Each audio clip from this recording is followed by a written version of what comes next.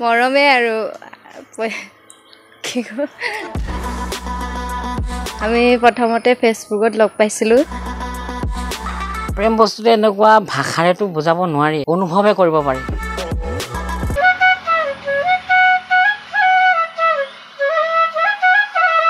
আমি প্ৰথমতে ফেচবুকত লগ পাইছিলোঁ, এনেকৈ মেছেজ কৰিলোঁ, তাৰপিছত কথা পাতিলোঁ কেইদিনমান, তাৰপিছত বিয়া হৈ গুচি আহিলোঁ আৰু।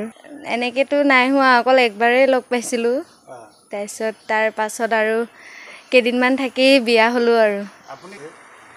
এনেতো শুনো, এনেকৈ দেখা নাই, তাৰ পাছত গম পালোঁ আৰু এনেকৈ বুলিকে।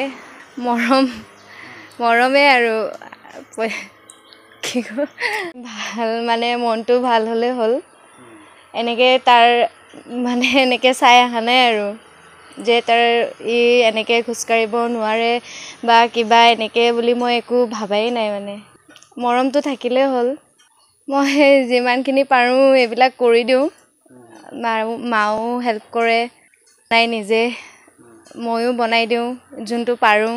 নোৱাৰাটো নিজে কৰে বাৰু, মাও কৰি দিয়ে আধা আধি। চিৰঞ্জিত হাজং আৰু মোৰ ঘৰ বৰিমুৰি, লখিমপুৰ বৰিমুৰি বাইপাছ ৰোডত। আৰু আমাৰ প্ৰেম আৰম্ভ হৈছিলে ছ'চিয়েল মিডিয়াত, ফেচবুকত, আৰু তাৰ পৰাই মানে চিনাকি হৈ মানে এতিয়া তেনেকৈ চলি থাকি এতিয়া বিবাহত আবদ্ধ হোৱা প্ৰায় 1 বছৰে হ'ল। আৰু এতিয়া আমি দুয়োৱে মিলি বাইপাছ ৰোডত এখন ফাষ্টফুড ৰেষ্টুৰেণ্ট খুলিছোঁ। সেয়াই হয়, আমি প্ৰত্যেকেই কামবিলাক ভগাই লৈছোঁ। মা ইয়াতে আছে, মা হেল্প কৰে যিহেতু, আৰু মোৰ গাঁৱৰে বন্ধু আৰু তেখেতকো আনিছোঁ, আৰু মোৰ ৱাইফ সহায় কৰে, আৰু মই নিজেও ইয়াতে বিভিন্ন ধৰণৰ খাদ্য প্ৰস্তুত কৰোঁ, যেনে স্পাইৰেল পটেটো আৰু ম'ম', বিভিন্ন ধৰণৰ তেনেকুৱা ফাষ্টফুডৰ আইটেমবোৰ মই নিজে বনাবলৈ চেষ্টা কৰোঁ। এইখনৰ নাম চিৰঞ্জীৱ ফাষ্টফুড বুলি দিয়া হৈছে।